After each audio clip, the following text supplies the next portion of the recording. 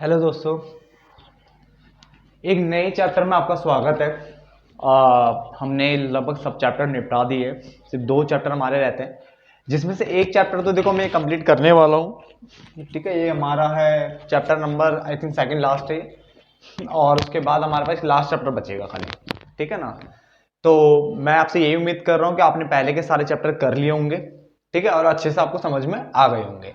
ये चैप्टर है, इसका हम पार्ट नंबर 1 यानी इसको मैं कुछ पार्ट्स में खत्म करूंगा। ज्यादा से ज्यादा 2 या 3 पार्ट में ये चैप्टर खत्म हो जाएगा। मे भी हो सके तो 2 में खत्म कर दूंगा। ठीक है ना। से पर्यावरण एवं सतत, यानी सतत को हम बोलते हैं स्थायी विकास यानी सस्टेनेबल डेवलपमेंट। ठीक है ना। तो कोशिश करते हैं 2 दिन पार्ट में खत्म करने की। मैंने आपको बता दिया। देखो हमारे पास सबसे पहले कुछ डेफिनेशंस हैं और उनको अच्छे से हम यहाँ पे पढ़ लेते हैं। बट क्यों कैमरा देख लेता हूँ प्रॉपर फोकस है आपके इसमें या नहीं है, देखते हैं। चलो ठीक है, डन। तो स्टार्ट करते हैं पर्यावरण एवं सतत यानी स्थायी विकास, पार्ट नंबर 1। ठीक है, किसका? इंडियन इकोनॉमिक्स का।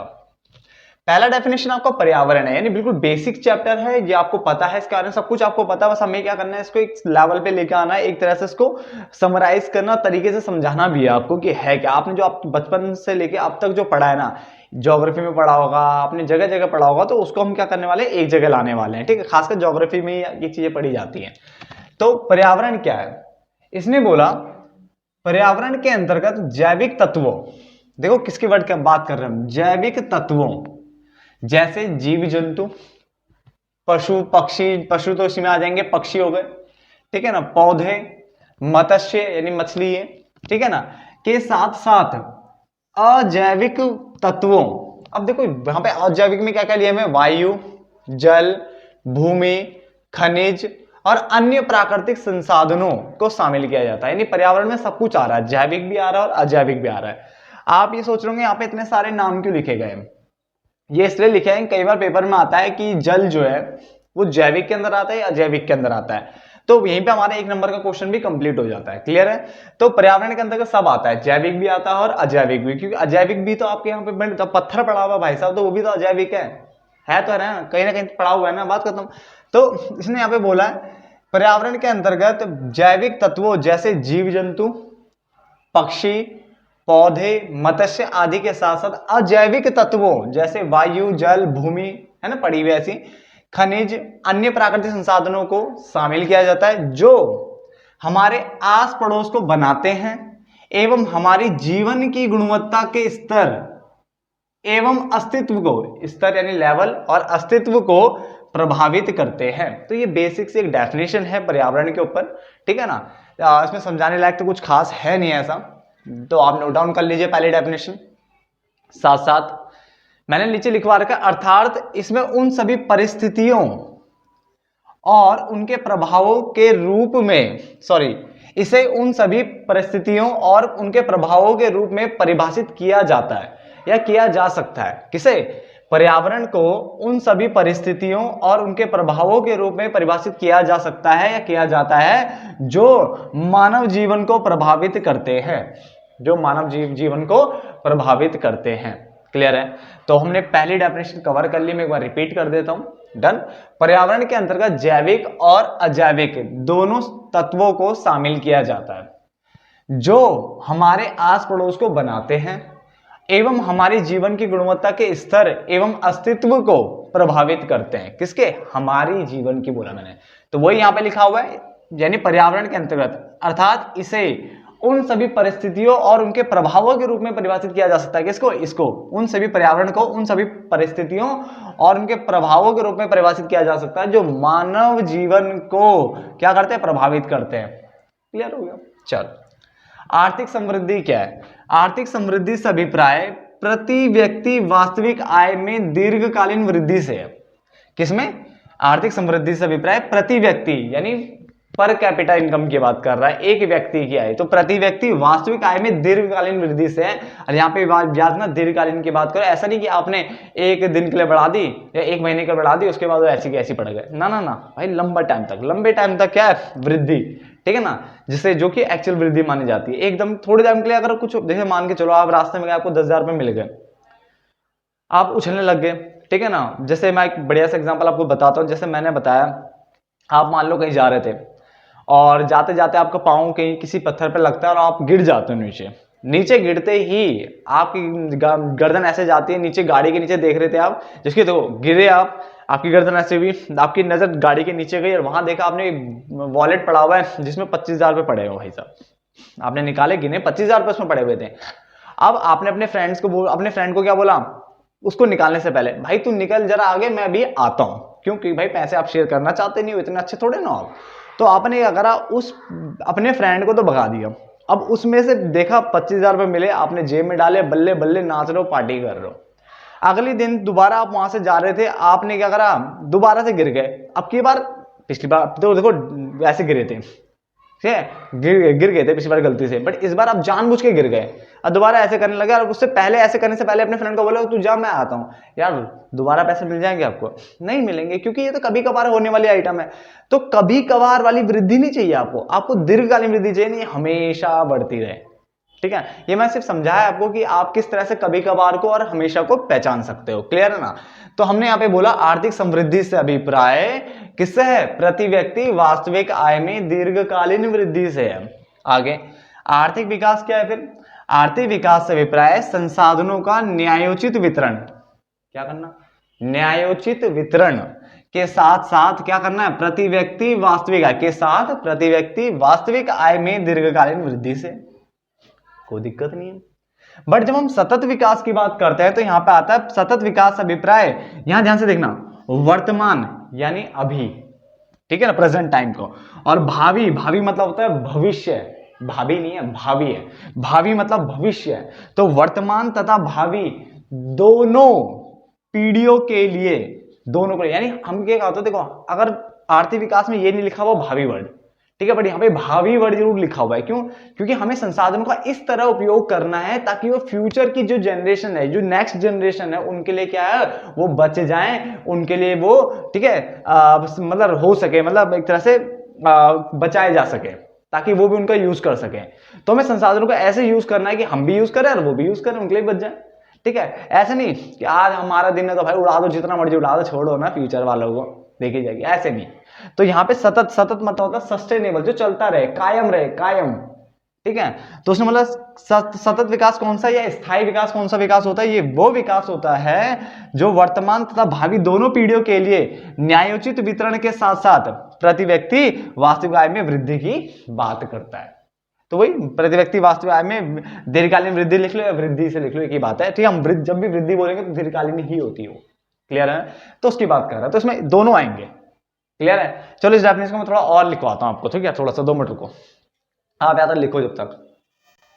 तो आप देखो इस लाइन को भी इसमें जोड़ सकते हो, यानी यहां तक आपने लिख दिया था, इसके बाद इसको जोड़ सकते हो। अर्थात सतत यानी जो स्थायी विकास है, विकास की वह प्रक्रिया है जो वर्तमान पीढ़ी की आवश्यकताओं को इस प्रकार से पूरा करती है, या फिर लिख सकते हो वर्तमान जो पीढ़ी है ना उसकी आवश्यकताओं को पूरा करती है, बट साथ साथ में भविष्य की जो आवश्यकताएं हैं उनको कोई क्षति नहीं पहुंचाती। मतलब उनकी जो आवश्यकताओं को पूरा करने की जो योग्यता है, भविष्य के जो लोग आने वाले, नेक्स्ट जनरेशन आने वाली है, तो उनकी जो आवश्यकताओं को पूरा करने की जो योग्यता, उसको कोई क्षति नहीं पहुंचाती। ठीक है ना?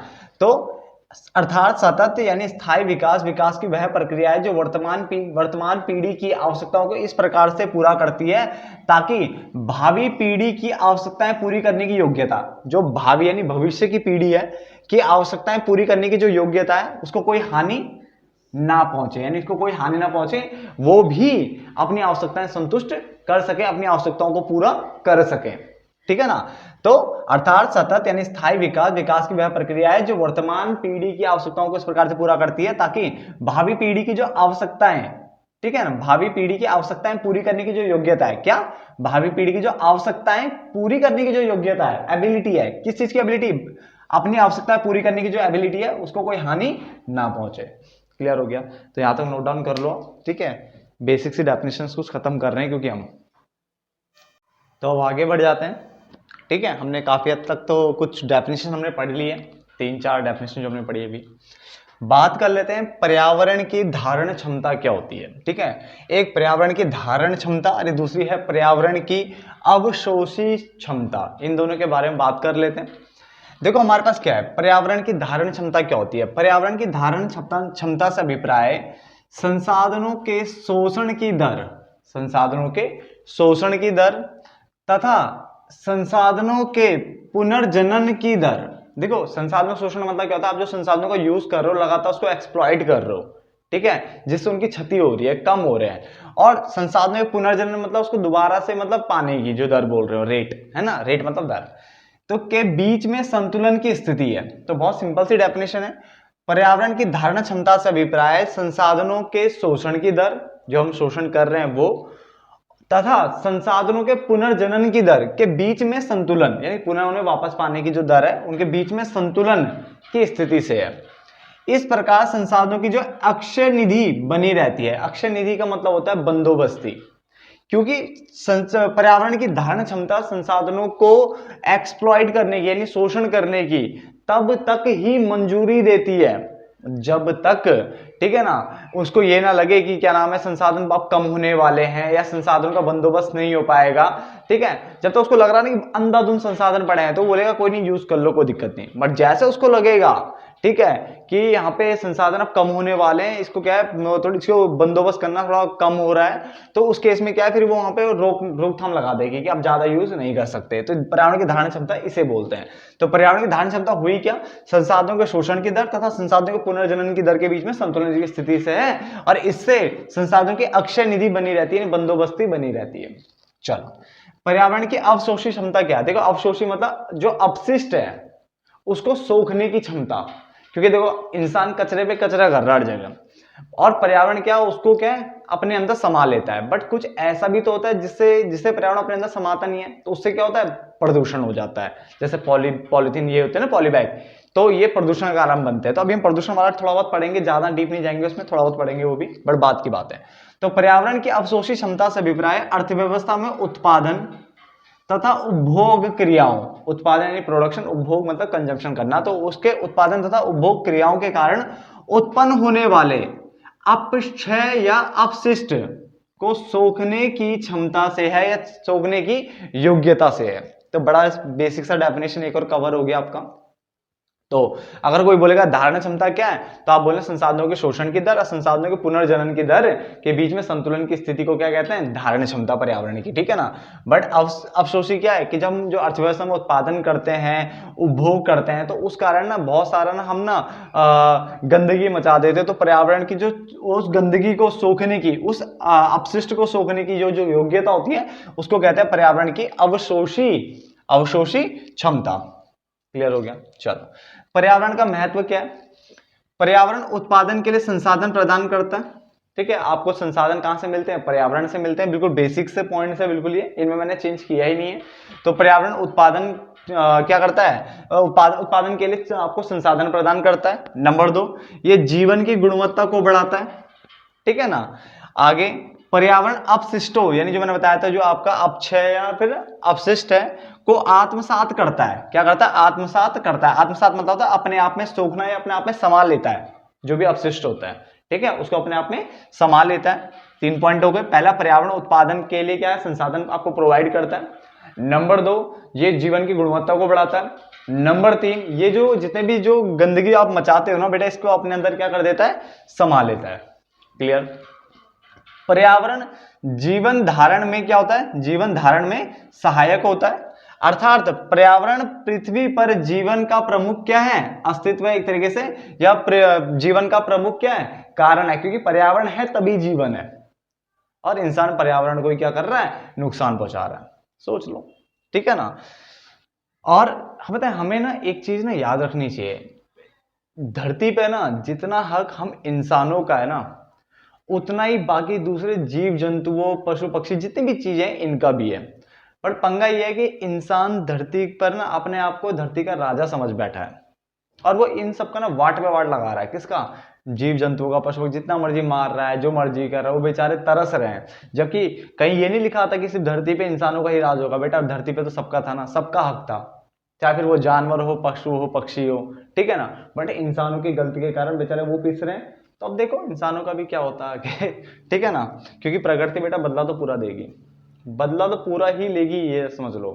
चलो, तो यहां तक हो गया। इसलिए कहते हैं अभी इंसानों को सुधर जाना चाहिए अभी भी, ठीक है, जो बाकी जो संतुलन बनाए रखने के लिए जो और जो चीजें थी, जितने भी जीव जंतु पशु पक्षी थे, उनको क्या है ध्यान रखना चाहिए यार, उनको भी उनका स्पेस देना चाहिए, उनकी जगह चाहिए उनको भी, ठीक है ना, उनको भी जीवन जीने का पूरा हक है जितना इंसान को है।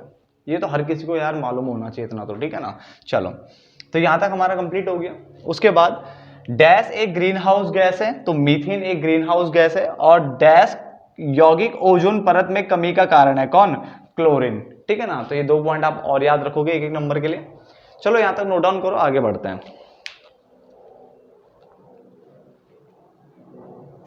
तो अब हम आगे बढ़ रहे हैं और हमारा जो टॉपिक है वो है नवीकरणीय तथा अनवीकरणीय संसाधनों में अंतर, कि नवीकरणीय संसाधन क्या होता है और अनवीकरणीय संसाधन क्या होते हैं, ठीक है ना। तो देखो ये बेसिकली अगर देखा जाए तो ये वाला पोर्शन तो पता होता है बच्चों को ज्यादातर, ठीक है ना, फिर भी इसके बीच में डिफरेंस देख लेते हैं ताकि अगर पेपर में आए तो आप कोई गलती ना करो, यानी बिल्कुल 1% का भी मतलब कोई ऐसा कोई गैप नहीं देना है कि जिससे टीचर आपके नंबर काटे। चलो कवर करें। तो नवीकरणीय संसाधन वे संसाधन होते हैं जिनका निर्माण तथा प्रयोग पुनः किया जा सकता है, यानी इनका निर्माण करना दोबारा, मतलब दोबारा निर्माण करना इनको किया जा सकता है, निर्माण इसका, साथ साथ इसका प्रयोग भी पुनः किया जा सकता है। आगे अनवीकरणीय संसाधन वे संसाधन होते हैं जिनका उपयोग हम सिर्फ एक ही बार कर सकते हैं। तो ये वाला कौन सा हुआ, ये वे संसाधन है जिनका निर्माण तथा प्रयोग पुनः किया जा सकता है, बट इसका सिर्फ एक ही बार प्रयोग होता है, ठीक है ना। आगे नवीकरणीय संसाधन कभी नहीं खत्म होने वाला संसाधन है, यानी ये कभी खत्म नहीं होता है, बट ये वो संसाधन है जो एक समय में खत्म हो ही जाएगा, जो एक ऐसा समय जरूर आएगा जब ये संसाधन क्या हो जाएंगे, खत्म हो जाएंगे। क्लियर हो गया। 2 पॉइंट में कोई दिक्कत किसी को, नोट डाउन करते रहना साथ साथ में, ठीक है ना। तीसरे पॉइंट पे आते हैं। तीसरा पॉइंट में देखो क्या लिखा हुआ है, इनकी पूर्ति की जा सकती है, या ये मैं बोलूं इनकी पुनः पूर्ति की जा सकती है, दोबारा बनाए जा सकते हैं, ठीक है ना। और इनकी समाप्ति और अवक्षय जो होता है प्रयोग करने से नहीं होती, यानी अगर आप इनका प्रयोग कर रहे हो और आपको लगता है खत्म हो जाएंगे, तो ऐसा नहीं है, बिल्कुल भी ऐसा नहीं है, ठीक है। इनकी पूर्ति पुनः पूर्ति की जा सकती है, बट इनकी समाप्ति अब या फिर अवक्षय जो होता है वो प्रयोग करने से हो जाता है, यानी अगर आप इनको प्रयोग करने पे लगे हुए हो, ज्यादा से ज्यादा प्रयोग कर रहे हो तो जल्दी खत्म हो जाएंगे, ठीक है, एक टाइम में। आगे इनका निर्माण तुरंत हो सकता है, यानी इनका तुरंत आप क्या करते हो, सरलता से इसका निर्माण किया जा सकता है, बट इसके निर्माण में कई वर्ष लग जाते हैं, या ये लिख सकते हो कई हजारों वर्षों का टाइम लग जाता है इसके निर्माण में। क्लियर हो गया। तो नवीकरणीय संसाधन वे संसाधन होते हैं जिनका निर्माण तथा प्रयोग पुनः किया जा सकता है। इनका निर्माण जो है, जो इनका निर्माण आपका लिया है एक बार होगा, इनका भी पुनर्निर्माण हो सकता है। बहुत से बच्चे सोचते हैं कि क्या इसका निर्माण नहीं हो सकता, बेटा इसका निर्माण हो सकता है, बट क्या वर्ड यूज किया हमने, कई हजारों वर्ष लग जाते हैं इनके पुनः निर्माण में, तो हम यहाँ पे ये वर्ड यूज करते हैं जिनका उपयोग एक ही बार कर सकते हैं, ठीक है, कि दूसरी बार पता नहीं बेटा कब मिलेगा फिर वो, ठीक है ना। आगे नवीकरणीय संसाधन कभी नहीं खत्म होने वाला संसाधन है, ये एक ऐसा टाइम आएगा जब ये संसाधन खत्म हो जाएंगे। इनकी पूर्ति पुनः की जा सकती है और ये प्रयोग करने से खत्म नहीं होते। इनकी पूर्ति पुनः इनकी भी कर सकते हैं, बट ये कई हजारों वर्ष को टाइम लगेगा और ये प्रयोग करने से नष्ट हो जाते हैं, ये खत्म हो जाते हैं ये वाले, ठीक है ना। इनको तुरंत क्या लिखा है, इनका निर्माण तुरंत सरलता से किया जा सकता है, इनको कई वर्ष लग जाते हैं। इसके असीमित भंडार है, यानी बहुत ज्यादा भंडार है इसके, ठीक है, असीमित, इसका क्या है, सीमित भंडार है, एक लिमिट है इस वाले में। एग्जाम्पल बेटा सबसे मोस्ट इंपोर्टेंट जो है इसमें एग्जाम्पल बनता है आपका सौर ऊर्जा, पवन ऊर्जा, लकड़ी, बेटा लकड़ी इसी के अंदर आता है, याद रखना, लकड़ी यही है। जो सामुद्रिक जीव जंतु होते हैं, ठीक है ना, तो वो भी यहीं आते हैं, यानी समुद्र में रहने वाले जीव जंतु को सामुद्रिक जीव जंतु बोलते हैं, तो वो भी क्या यहीं आते हैं, तो उसको नवीकरणीय में डाला गया है। और अनवीकरणीय में आपका कोयला, पेट्रोलियम, प्राकृतिक गैस, या आप ये बोल सकते हो जीवाश्म ईंधन, ठीक है ना, आदि यहाँ पे आते हैं, इस जगह पे, किस जगह पे, अनवीकरणीय संसाधन, ठीक है। मैंने जानबूझ के टॉपिक पता है बनाया आपके लिए, क्योंकि देखो वैसे बेसिक मैंने बताया ना, आपको पता तो है सब कुछ के बारे में, ठीक है। पहले मैं सोचा था इसकी एक डेफिनेशन करके ही खत्म कर दूं चैप्टर के साथ साथ, बट मैंने फिर एक अलग से इसको क्या है डिफाइन कर दिया आपके लिए कि नवीकरणीय संसाधन क्या होता है और अनवीकरणीय संसाधन क्या होते हैं। क्लियर है, तो फटाफट से नोट डाउन कर लो। तो एक काम करते हैं ना, फिर इस पार्ट को यहीं पे खत्म कर लेते हैं। ये पार्ट नंबर 1 था हमारा, पर्यावरण एवं सतत, या इसको हम स्थायी भी बोल सकते हैं, विकास का ये वाला पार्ट, इसको फटाफट से खत्म कर लिया हमने यहाँ पे। इसके बाद करते हैं पार्ट नंबर 2 करेंगे। पार्ट नंबर 2 में जो रिमेनिंग पोर्शन है उसको पूरा खत्म करने की कोशिश करेंगे, अगर फिर भी कुछ बच जाता तो मैंने बता ही रखा आपको, हम पार्ट नंबर 3 बनाएंगे, ठीक है ना। चलो 2-3 पार्ट तो बनता है यार, इतना तो डन। तो चलो आप इसे उतार लो, मिलते हैं नेक्स्ट पार्ट में, तब तक के लिए धन्यवाद दोस्तों।